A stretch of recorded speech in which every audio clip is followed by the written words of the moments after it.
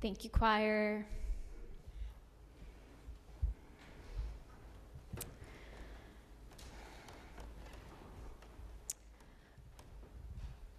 One of my favorite shapes is a circle. So I was very excited for our Wonder Box item today being a hula hoop.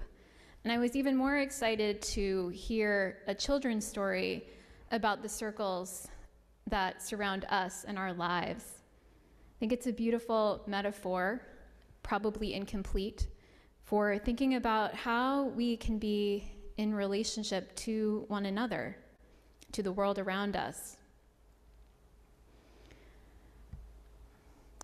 When I got to college, I would say that the circle around me was pretty small. But as it turns out, as it often does when we're coming of age, world events interceded and helped me consider where my circle intersected with the world community. And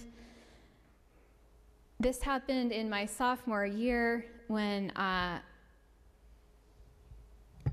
was having a regular old day of class right at the beginning of the semester in September at New York University. And of course, this was the year 2001. And I was part of that experience of living in New York during the attack on the World Trade Centers. And I bring that up for today's service because today's service is about centering in conflict. And that experience really opened my eyes to a global conflict. And I think living through that so tangibly, so with all of my senses wide open and receiving the messages about how to respond to violence, how to respond to conflict, and seeing firsthand the suffering of folks living in Manhattan who lost loved ones, really made me want to devote my life to peace. But I was confused about how to do that in my own life, let alone the global relationships of nations and warring parties. So I did decide to start within. And even while I was in college, and then a few years later, I started learning about communication. I was really wondering, like, how do people solve conflicts? What are productive ways that we can engage with one another when one party wants one thing and another party wants another? This literally happens like every day of our life, multiple times a day. And it doesn't seem like we have really a good handle on what to do. We only have to look as far as the headlines to see that down in Washington, D.C., there was a lot of conflict in the House of Representatives over electing a speaker. And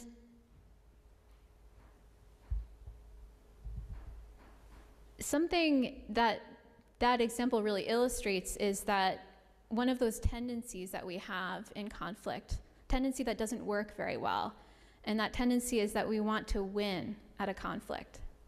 We think that a conflict is something to be won and triumphed over. And that puts a lot of fear around conflict.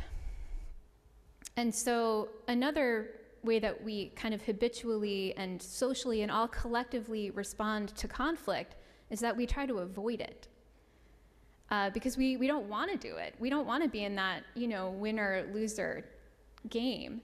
So we have strategies to try to avoid conflict. We do things like people-pleasing. We do things like maybe we never bring it up, that thing that's bothering us, we try to let it go. Or if we've had a bad day, maybe we open up the refrigerator instead of talk to a friend or make a phone call. And this is the human condition. So if that describes you wanting to win or you wanting to avoid, that's just how it is, and it's okay. And when we can accept that that's how we have been taught about conflict, that's one of the ways that we can start to have some choice around conflict. And so these are some of the teachings that come to me by way of nonviolent communication, an approach to conflict resolution founded by Marshall Rosenberg, a psychologist back in the 1960s. And he did have a theory that, or he had a way of describing our culture as one of a culture of domination, that desire to win at conflict. And in a culture of domination, there's a tendency to understand power as power over another. And Marshall Rosenberg said that if we want to transform to a culture of peace, that we need to rethink power. We need to understand power as something that we do with other people.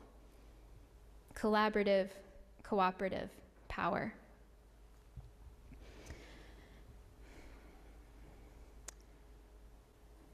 So it all sounds good. And as peace-loving people, we want to get to that place of cooperation. So what can we do as an individual to get there? That is an open question that I do consider every day, but I do have a few suggestions.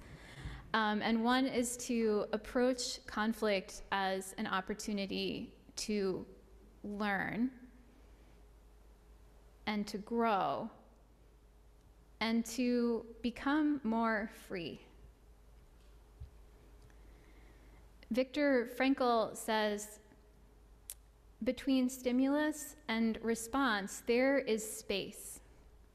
In that space is our power to choose our response. In that response lies our growth and freedom.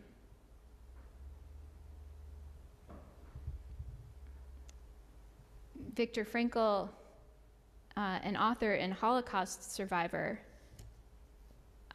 was captive during the Holocaust in concentration camps, and I think that I find his quote incredibly inspiring because because to be in that culture of domination so completely and still understand that there's a possibility of space between something that's impacting us and how we respond to it is spiritual beauty and a spiritual miracle. So inspired by that, I try my best to get curious about that space. And I try to cultivate that space when I'm not in a time of conflict, when I have moments of free time. Two nonviolent communication trainers that I've studied with, Peggy Smith and Leah Boyd, offer us some suggestions of practices that can help us find space. Practices of mindfulness and meditation, practices of gratitude and forgiveness, and physical activities that get us out of that cycle of thinking and judging and deeper into sensing and feeling. For some of us, that might be that walk that clears our mind. It might be practicing yoga or martial arts. Or it might just be flexing a fist and unclenching a fist.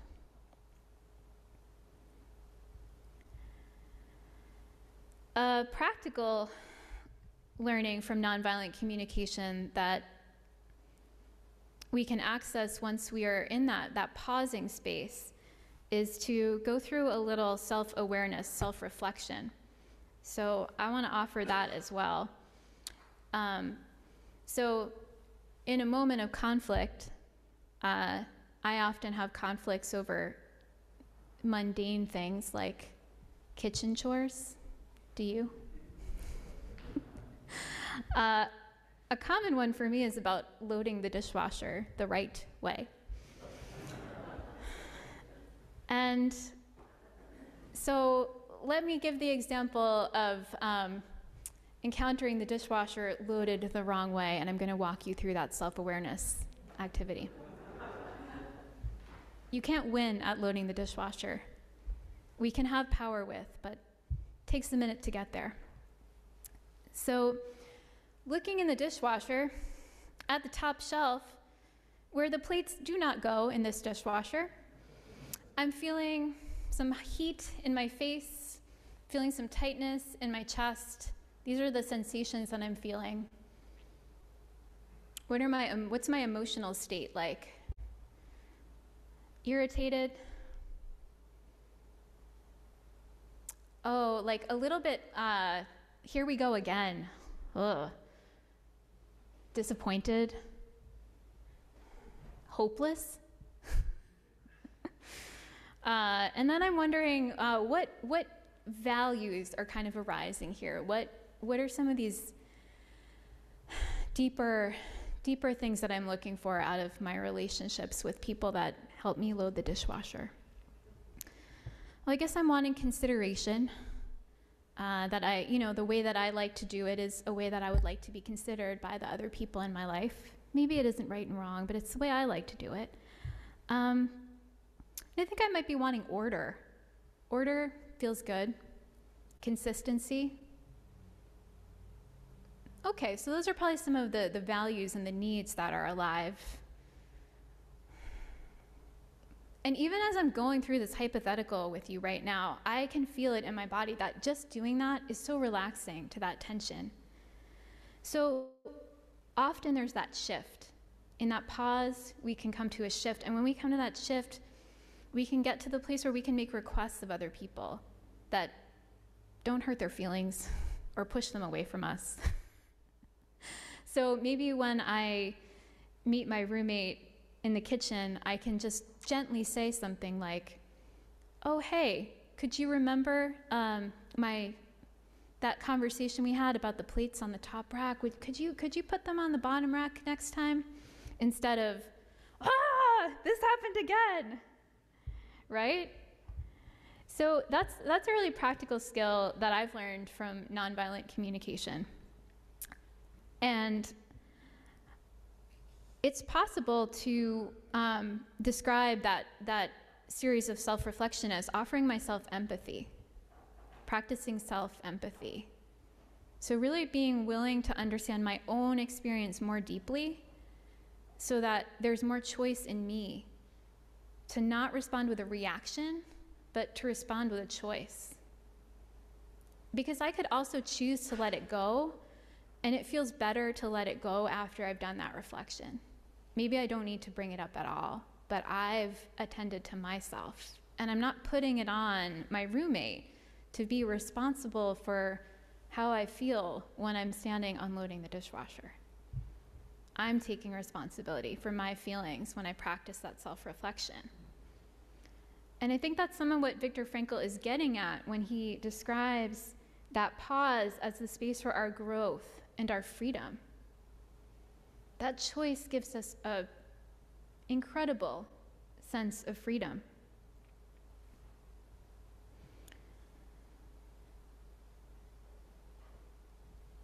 Macadana Somé says that conflict is the spirit of the relationship, asking it to deepen.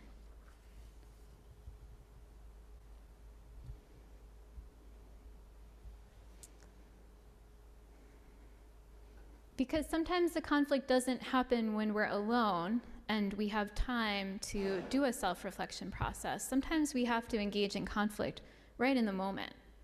When someone is across from you and they say something that hurts, they say something that shocks you or angers you,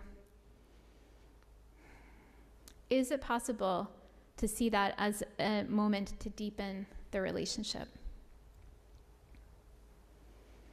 Just that curiosity, just that wondering, what can I learn from this, can be a question that can open more possibility when we find ourselves face to face with a conflict with someone that we love or someone that we don't love.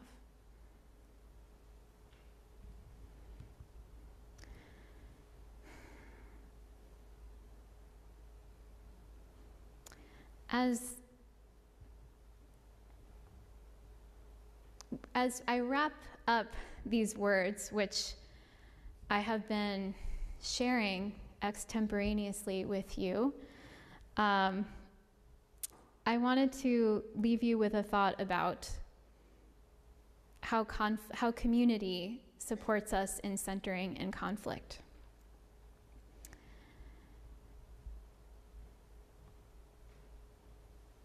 Here at Unitarian Universalist Church, we are a community where we can practice centering in conflict. We have some things going for us with that because we have things like a covenant with one another, some shared agreements about how we do want to treat one another. And we're also in a place where we are in agreement about some shared values. And that can make it a little bit of a safer space to practice being in conflict, and help us to grow beyond our learned culture of dominance, habits of avoiding conflict or reacting to conflict by trying to win. And I really like that saying that goes that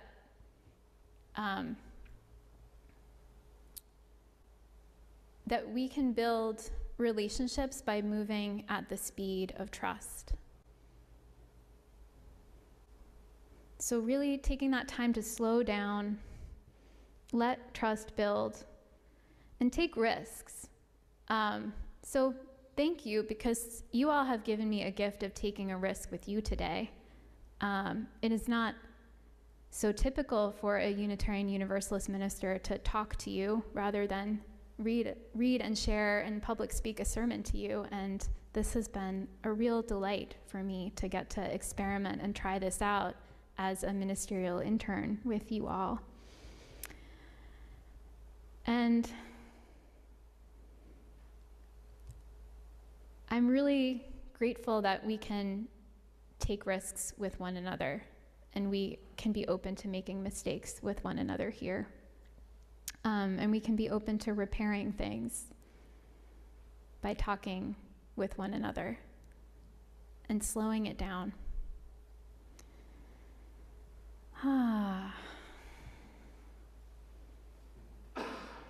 So I'll leave you with a quote from mediator and peace activist Kazu Haga.